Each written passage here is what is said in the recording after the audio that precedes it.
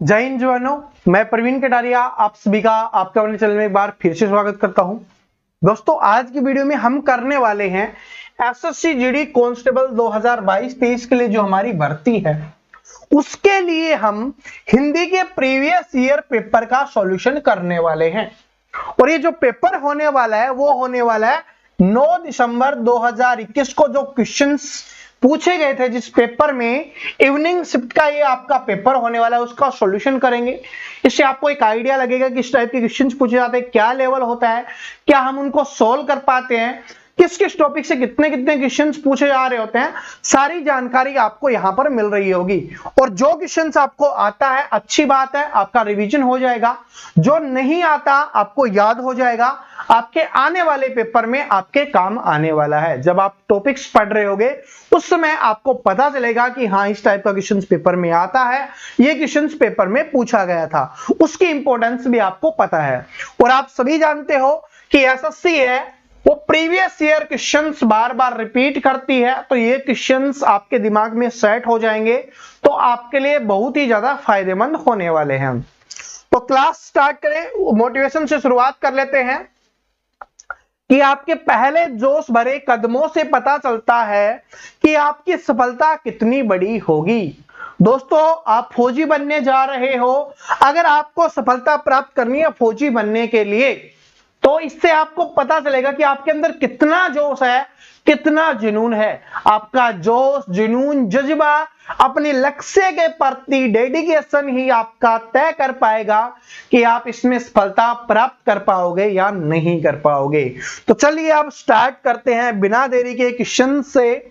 आप यहां पर डेट देख सकते हो कि एसएससी जीडी कांस्टेबल 2021 का ये पेपर है और 9/12/2021 समय आप यहां पर देख सकते हो, डिटेल हमने दी हुई है। और जो इसकी पीडीएफ है वो अपने ऐप पे आपको पीडीएफ मिल जाएगी। ठीक है, पीडीएफ है अपने ऐप पे मिल जाएगी वीडियो के साथ ही, या अपना जो एसएससी जीडी के लिए हमने ई बुक वाला सेक्शन बनाया हो उसमें आपको इसकी पीडीएफ मिल जाएगी। अब आगे चलते हैं, क्वेश्चंस को सोल्व करते हैं। पहला क्वेश्चन देखिए क्या है कि दिए गए वाक्यांश के लिए एक शब्द दीजिए। तो यानी कि एक क्वेश्चन वाक्यांश से पूछा जा रहा है, पहला क्वेश्चन ही है, आपको बताना है कि विषय को जानने की बेचैनी क्या कहलाती है। इसके लिए कौन से वाक्यांश का यूज होगा। वाक्यांश का मतलब होता है अनेक शब्दों के लिए एक शब्द, इसको वाक्यांश भी बोलते हैं, या अनेक शब्दों के लिए एक शब्द भी हम इसको बोल देते हैं। तो अब आपको बताना है ये अनेक शब्द दिए हुए हैं, इनके साथ में कौन सा एक शब्द उपयोग होगा।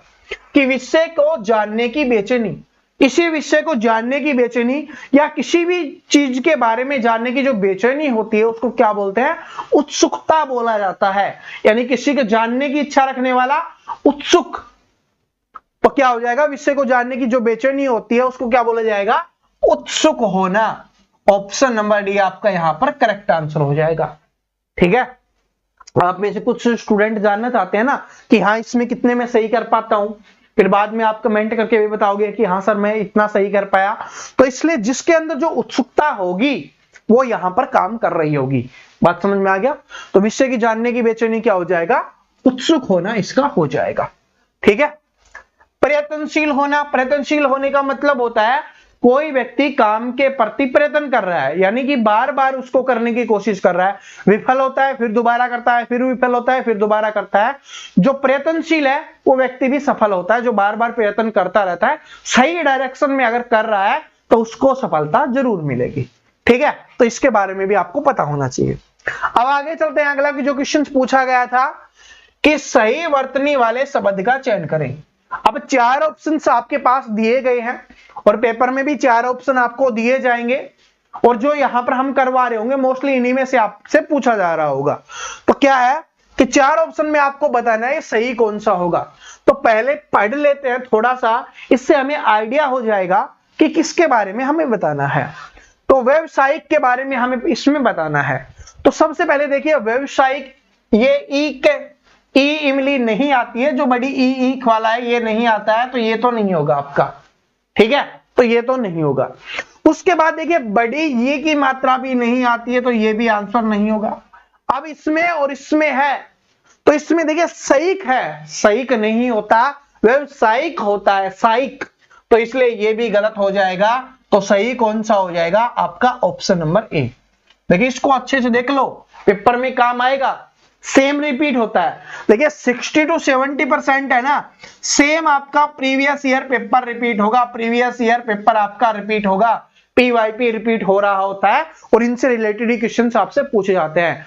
तो इसलिए प्रीवियस ईयर क्वेश्चंस की इंपॉर्टेंस है वो बहुत ज्यादा बढ़ जाती है। अब आपके ऊपर डिपेंड करता है आप इनको कितना समझ पाते हो। ठीक है, तो चलो अब आगे चलते हैं। क्वेश्चन नंबर तीसरा देखिए क्या है कि रिक्त स्थानों को भरने के लिए सबसे उपयुक्त शब्द का चयन करें। तो रिक्त स्थान से क्वेश्चन पूछा गया है। इसमें क्या है कि दक्षिण का कोणार्क मंदिर खालिस्तान का अद्भुत नमूना है। तो दक्षिण का कोणार्क मंदिर है, किसका अद्भुत नमूना है? तो किसके लिए है? क्या मुगल कला का है?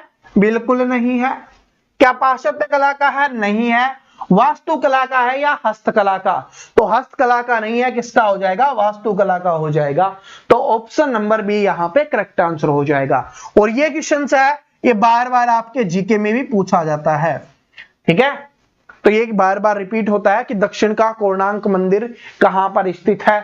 ठीक है, ये भी क्वेश्चन पूछा था। अगर आपको पता है तो आप कमेंट करके बता सकते हो कि दक्षिण का कोणार्क मंदिर कहां पर स्थित है और किसका अद्भुत नमूना है। ये वास्तुकला का क्या हो जाएगा? अद्भुत नमूना हो जाएगा। चलो क्वेश्चन नंबर 4 पे चलते हैं। क्या है कि दिए गए वाक्यांश के लिए एक शब्द बताओ। तो इसके लिए एक शब्द बताना, वाक्यांश बताना है कि कमल की दंड। तो जो कमल की दंड होती है उसको क्या बोला जाता है? अगर आपको याद होगा तभी आप इसका आंसर कर पाओगे। अगर आपने मेहनत की होगी, प्रैक्टिस की होगी, तभी आप इसका आंसर कर पाओगे। तो क्या है कि कमल की दंड का क्या हो जाएगा? इसको बोला जाता है मृणाल बोला जाता है। ठीक है, अभी प्रीवियस ईयर पेपर सोल्व कर रहे हैं, जब मैं आपको टॉपिक पढ़ा रहा हूँ ये वाक्यांश, उसमें किस तरीके से सारी चीजें याद करनी होती हैं वो भी हम आपको बता रहे होंगे, किस तरीके से आसानी से आप इनको याद कर सकते हो। आसान तरीके से याद करने का तरीका भी आपको समझा रहे होंगे वहां पर। ठीक है, तो क्या है कि कमल की दंड क्या हो जाएगा? यहाँ पर मृणाल हो जाएगा। आगे देखिए क्या है कि दिए गए शब्द का समानार्थी शब्द चुने। इसके लिए क्या करना है हमें? समानार्थी शब्द चुनना है। समानार्थी शब्द का मतलब होता है समान अर्थ वाला शब्द, यानी कि जो आपको ये शब्द दिया हुआ है शून्य है, इसका जो अर्थ निकल रहा है उसका जो दूसरा है उसका भी सेम अर्थ निकलना चाहिए। तो शून्य का मतलब होता है कुछ भी नहीं। शून्य का मतलब होता है कुछ भी नहीं। क्या सूर होगा? नहीं होगा। क्या पराक्रमी होगा? नहीं होगा। क्या वीर होगा? नहीं होगा। तो क्या हो जाएगा? खाली, क्योंकि शून्य का मतलब होता है कुछ भी नहीं और खाली का मतलब भी होता है कुछ भी नहीं। तो इसलिए इसका आंसर क्या हो जाएगा? Option number C correct answer हो जाएगा। पराक्रमी, आपने सुना होगा पराक्रमी राजा था। ठीक है, मतलब कि तगड़ा शक्तिशाली था। ठीक है, निपुण जिसको बोल सकते हैं। वीर तो आप जानते ही हो, बताने की आवश्यकता ही नहीं है। ठीक है, आगे क्या है कि दिए गए शब्द के लिए समानार्थी शब्द। देखिए समानार्थी शब्द पहले भी आया है, समानार्थी शब्द क्या है? पहले भी आया है, समानार्थी शब्द दोबारा आ रहा है। तो इसका मतलब है समानार्थी शब्द से कम 2 क्वेश्चन हैं वो आपके पेपर में पूछे जा रहे होंगे। वाक्यांश के भी 2 क्वेश्चन आ चुके हैं, यानी अनेक शब्दों के लिए एक शब्द वाला, तो वहां से भी कम 2 क्वेश्चन आपके पेपर में आते हैं। ये भी आपको पता चल रहा है और कैसे आते हैं वो भी आपको पता चल रहा है। तो इसलिए वीडियो को पूरा जरूर देखना, इससे आपका ही फायदा होने वाला है। देखिए क्या है कि दिए गए शब्द का समानार्थी शब्द बनाना है। किसका बताना है? दंतायुद्ध का बताना है। तो इसका क्या हो जाएगा? दंतायुद्ध का बताइए क्या हो जाएगा? तो दंतायुद्ध का हो जाएगा आपका यहां पर वराह हो जाएगा। Option number B correct answer हो जाएगा। दंतायुद्ध का क्या हो जाएगा? वराह। आगे देखिए क्वेश्चन नंबर 7 है कि निम्नलिखित प्रश्न में 4 विकल्पों में से उस विकल्प का चयन करें जो मुहावरे का अर्थ व्यक्त करता है। तो मुहावरे से एक क्वेश्चन आ गया है आपका पहला क्वेश्चन। मुहावरे का अर्थ आपको बताना है क्या है? सती सावित्री होना। आपने काफी बार यह सुना होगा कि सती सावित्री होना। ठीक है, कि वो तो बड़ी सती सावित्री बन रही है। ये बहुत बार सुना है ना कि वो तो बड़ी सती सावित्री बन रही है। तो सती सावित्री होने का मतलब क्या होता है? पतिव्रता होना। तो ऑप्शन नंबर ए यहां पे करेक्ट आंसर हो जाएगा। सती सावित्री होने का मतलब क्या होता है? पतिव्रता होना। ठीक है, आगे चलिए अगले क्वेश्चन पे चलते हैं। कि रिक्त स्थान को भरने के लिए सबसे उपयुक्त शब्द का चयन करिए। तो ये रिक्त स्थान दिया हुआ है, इसको भरना है कि वो बार देख चुके हैं, वो अनेकों बार, अनेक नहीं होता अनेक होता है, तो इसलिए ये तो पहले ही गलत हो गया। अनेकों बार, वे अनेकों बार देख चुके हैं, ठीक है, अनेकों बार देख चुके हैं, वो अनेक बार देख चुके हैं, या अनेकों, ये नहीं हो सकता। अब इनमें कंफ्यूजन हो रहा होगा, वे अनेक बार देख चुके हैं, वो अनेकों बार देख चुके हैं, तो अनेकों बार नहीं होता, अनेक होता है। अनेकों का मतलब कुछ नहीं होता, अनेक का मतलब होता है बार बार, ठीक है। तो वो अनेक बार देख चुके हैं, अनेकों कुछ नहीं होता, इसलिए गलत हो जाएगा। आपका हो जाएगा ऑप्शन नंबर सी, कि वो अनेक बार देख चुके हैं। अनेक बार का मतलब है कि उन्होंने बहुत बार इन चीजों को देखा है, जो भी वो चीज देख रहे हैं उसके लिए यहां पर यूज किया गया है, ठीक है। आगे देखिए अगला क्वेश्चन क्या है कि सही वर्तनी वाले शब्द का चयन करें। इससे पहले कौन सा आ गया, ये वाला रह गया आपका त्रुटि, ठीक है, त्रुटि वाला है। इसमें आपको त्रुटि चेक करना है कि महात्मा गांधी के संदेशों से देश सर्वाधिक प्रभावित हुआ है, ठीक है, कोई त्रुटि नहीं है। इसमें आपको 1 नंबर 2 नंबर 3 नंबर 4 नंबर ये आपको बताना है, ये मैं आपको ऊपर छोड़ रहा हूं, ठीक है। तो इसमें कमेंट करके बता देना आपको कौन सा लगता है, ऑप्शंस को ध्यान से देखना। इस पे चलते हैं कि सही वर्तनी वाला शब्द, ये इंपॉर्टेंट है भाई, सबसे ज्यादा सही वर्तनी वाले मोस्टली वही रिपीट हो रहे होते हैं जो आज के होते हैं, ठीक है। तो सही वर्तनी वाला हर्षित, हर्षित कौन सा होगा, सिंपल है, option number B correct answer हो जाएगा। हर्षित हम उस तरीके से लिख रहे होते हैं, तो बस वही तो आपको बताना था कि हर्षित हम किस तरीके से लिख रहे हैं, ठीक है। उसका आंसर करना है पिछले वाले का, 9 नंबर वाले क्वेश्चंस का, कमेंट करके बताना। आगे देखिए क्या है कि अच्छा बुरा सबको एक सा समझना, यह अर्थ किस मुहावरे के लिए प्रकट होता है। मुहावरा फिर से आ गया, तो मुहावरे से 2 क्वेश्चंस बन रहे हैं। तो अच्छा बुरा सबको एक सा समझना, मतलब कोई अच्छा व्यक्ति हो चाहे बुरा व्यक्ति हो, वो सबको एक समान समझता है, तो उसके लिए कौन सा हो जाएगा, सबको एक डंडे से हाँकना, सब नौबत होना, सबज बाग नजर आना, सब धान 22 पसेरी होना। तो अगर आपने मुहावरे पढ़े होंगे तो ये हो जाएगा ऑप्शन नंबर डी, सब धान 22 पसेरी होने का मतलब होता है कि सभी को एक समान समझना, सभी को एक आंख से देखना, एक बराबर मानना, ठीक है। तो इसका मतलब हो जाएगा सब धान 22 पसेरी होना, तो ऑप्शन नंबर डी यहाँ पे करेक्ट आंसर हो जाएगा। और मुहावरे में तो क्या है, सिर्फ पढ़ोगे याद हो जाएगा, दिमाग में सेट हो जाएगा, जितने ज्यादा पढ़ोगे उतने ज्यादा दिमाग में सेट हो जाएगा। दिए गए शब्द के लिए विलोम शब्द चुने। देखिए विलोम शब्द से भी आपके 2 क्वेश्चन बन ही जाते हैं, तो इसमें आपको बताना है अत्यधिक का क्या हो जाएगा। तो अत्यधिक का विलोम शब्द हो जाएगा भाई स्वल्प, ठीक है, अत्यधिक का स्वल्प, ये इंपॉर्टेंट है। इसमें स्टूडेंट कंफ्यूज होते हैं, बहुत सारे स्टूडेंट ने इस क्वेश्चन को गलत किया था। तो अत्यधिक का विलोम शब्द क्या हो जाएगा, स्वल्प हो जाएगा, क्योंकि ये ऐसा शब्द है जिसको हमने बहुत कम बार देखा होता है, तो इसलिए बहुत सारे स्टूडेंट इसको गलत कर देते हैं, अलप कर देते हैं, लेकिन ये अलप नहीं होगा, ये होगा स्वल्प होगा, ठीक है। तो ऑप्शन नंबर सी। आगे चलिए, त्रुटि वाला आ गया है, पिछले वाला आपके ऊपर छोड़ दिया था, ये वाला मैं आपको बताता हूं कैसे करना है ताकि आप पिछले वाले का आंसर निकाल सको। क्या है कि यदि दी हुई त्रुटि नहीं है तो कोई त्रुटि नहीं है, ये हमको चुनना है, त्रुटि है तो वो आपको चुनना है। तो प्रत्येक प्राणी को आत्मनिर्भर होना चाहिए, तो क्या इसमें गलत है, बिल्कुल सही बात है कि प्रत्येक प्राणी को आत्मनिर्भर होना चाहिए, खुद के ऊपर निर्भर होना चाहिए, ये बिल्कुल सही बात है, कहीं पर भी कोई गलती नहीं की गई है, तो इसलिए हो जाएगा कोई त्रुटि नहीं है, यानी 4। अब यहां पर एक स्टूडेंट क्या गलती करते हैं वो आपको बता देता हूं ताकि हमारे चैंपियंस वो गलती ना करें। 4 दिखते ही ऑप्शन नंबर डी आंसर कर देंगे, लेकिन उनका गलत हो जाएगा। क्यों गलत हो जाएगा, क्योंकि ये 4 है ना, ऑप्शन नंबर डी में नहीं दिया हुआ, ऑप्शन नंबर डी में तो 3 दिया गया है, 4 है वो ऑप्शन नंबर सी में दिया गया है, तो इसलिए इस क्वेश्चन का आंसर क्या होगा, ऑप्शन नंबर सी होगा। तो आपको ऑप्शन नंबर सी पे टिक करना है। 4 है, 4 तो आपका आ गया, लेकिन 4 डी में नहीं है, चौथे नंबर पे डी नहीं है, ये तीसरे नंबर पे दिया गया है, तो जिस नंबर पे दिया गया वो ये हमारा आंसर होगा, तो इसलिए इसका आंसर सी होगा। इस बात को नोट कर लेना, स्टार लगा के लिख लेना, क्यों, क्योंकि मैंने बोला कि हिंदी में 25 में से 25 का टारगेट, पिछली बार भी बहुत सारे स्टूडेंट थे जिन्होंने 25 में से 25 की तैयारी थी उनकी, लेकिन उन्होंने यहां पर गलती की थी इस तरीके के क्वेश्चंस में। तो आपको गलती नहीं करनी है। मैं हमारे चैंपियन को पहले ही सचेत कर देता हूं कि कहां पर वो गलती कर सकते हैं, तो उनको पहले ही बता देंगे, वो गलतियां नहीं करेंगे। ठीक है, आगे देखिए क्या है कि रिक्त स्थान को भरने के लिए उपयुक्त शब्द का चयन करें। कि विपत्ति में खाली स्थान से काम लेना चाहिए। तो जब भी विपत्ति आ जाए, कोई संकट आ जाए, तो किससे काम लेना चाहिए? हमें साहस से काम लेना चाहिए, या आप इसको बोल सकते हो, कभी कभी यहां पर ऑप्शन दे दिया जाएगा कि हमें धैर्य से काम लेना चाहिए। ठीक है, तो क्या हो जाएगा? विपत्ति में साहस से काम लेना चाहिए।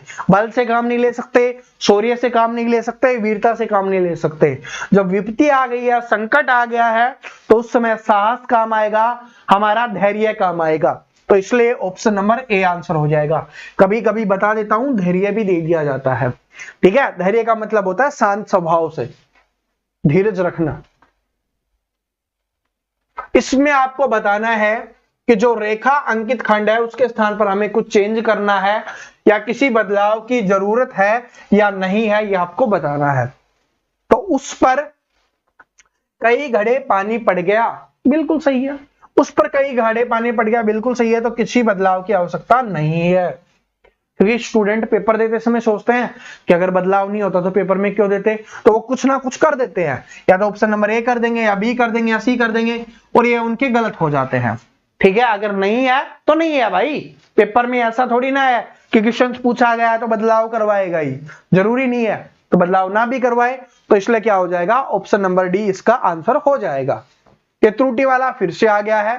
तो यहां पर एक बात नोट की कि त्रुटि से अब तक 3 क्वेश्चन आ चुके हैं, तो यहां से 3 क्वेश्चन तो आपके पेपर में पूछे ही जाएंगे। देखिए क्या है कि मेरे को तुम्हारा काम पसंद आया। तो मेरे को तुम्हारा काम पसंद आया हम ऐसे नहीं बोलते हैं, हम बोलते हैं कि मुझे तेरा काम पसंद आया, मेरे को नहीं।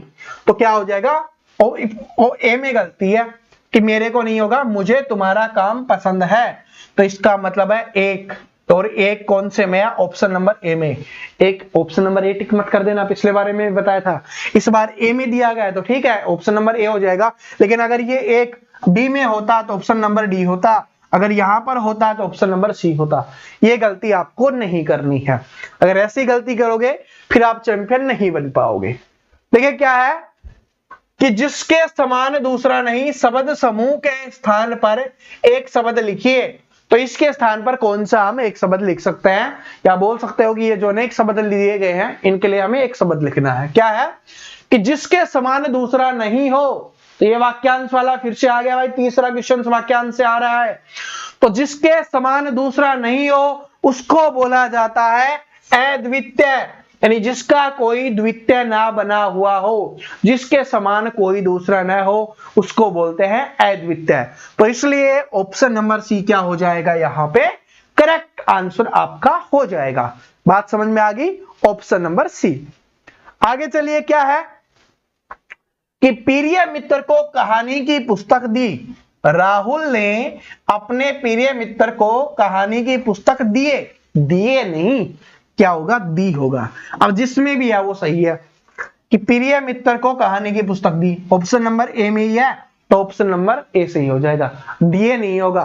क्या होता है कि प्रिय मित्र को कहानी की पुस्तक दी। अरे दी या दिए होगा? दी ना, ठीक है। तो क्या हो जाएगा? Option number A correct answer हो जाएगा। चलो आगे चलते हैं कि निम्नलिखित में से कौन सा विलोम युग्म सही नहीं है। आदि अंत ये भी सही है, अग्विग ये भी सही है, अतिथि ये भी सही है। तो जब तीनों सही है तो जो बच गया वो गलत हो गया, और आपको यही बताना था कौन सा युग्म सही नहीं है, कौन सा जोड़ा सही नहीं है, तो वो आपका आंसर हो जाएगा। तो इसलिए ऑप्शन नंबर सी क्या हो जाएगा? यहाँ पे करेक्ट आंसर हो जाएगा। 20वां क्वेश्चन देखिए आपका क्या है। रेखांकित खंड के स्थान पर आपको बताना है क्या आएगा कि दक्षिण भारत के मंदिरों में वास्तुकला के दर्शन होते हैं। देखिए अगर आपने पहले देखा होगा सेम क्वेश्चन सेम शिफ्ट में ही रिपीट हो रहा है, पहले अलग तरीके से पूछा गया फिर अलग तरीके से, उसका आंसर आप यहां पर देख सकते हो। वास्तुकलाई हमने किया था और वास्तुकलाई आपका यहां पर आ गया है। ठीक है, तो दक्षिण भारत के मंदिरों में वास्तुकला के दर्शन होते हैं। तो क्या हो जाएगा इसका, किसी भी बदलाव की आवश्यकता या नहीं होगी कि दक्षिण भारत के मंदिरों में वास्तुकला के दर्शन होते हैं। तो ये बिल्कुल सही है। ठीक है, तो ये बिल्कुल सही है, तो किसी भी बदलाव की आवश्यकता इसमें नहीं होगी। बात समझ में आ गया। तो दोस्तों ये क्वेश्चंस थे। ठीक है, इसकी पीडीएफ मिल जाएगी। इसमें 5 क्वेश्चंस हमने गद्यांश वाले ऐड नहीं किए हैं, तो गद्यांश वाले जो क्वेश्चंस है वो आपके आगे ऐड कर दिए जाएंगे जो अगला पेपर आएगा। ठीक है, अगला पेपर जब हम सोल्व करवा रहे होंगे नेक्स्ट शिफ्ट वाला, तो उसमें वो क्वेश्चंस भी ऐड कर देंगे, ताकि आपको, मैंने सोचा कि सिंपली पहले समझ लो कि कैसे कैसे आते हैं गद्यांश वाले। तो हमें पता ही है कि वहां से 5 क्वेश्चन सवारे होते हैं। तो आप प्रीवियस ईयर क्वेश्चंस की जो ये पेपर आ रहा होता है इसकी वैल्यू आप समझने लग जाओगे, तब आपको पता चल जाएगा। ठीक है, तो अब आपके लिए कंटिन्यू आते रहेंगे प्रीवियस ईयर क्वेश्चंस, मैथ के भी, रीजनिंग के भी, हिंदी के भी। ठीक है, तो सारे आपको ये मिलते रहेंगे और सारे के सारे देखते रहो, शेयर करते रहो, अपने दोस्तों को बताते रहो और बताओ कि आप पढ़ो। ठीक है, और भी जो क्लास आ रही है मैथ की, रीजनिंग की, उनकी भी पढ़ो, ताकि आप सिलेक्शन लिस्ट को, जो आपका सपना है एसएससी जीडी में जॉब लेने का, उस सपने को आप पूरा कर सको। तो मिलते हैं अगले वीडियो में, तब तक हंसते रहो, मुस्कुराते रहो, पढ़ते रहो। Thank you so much.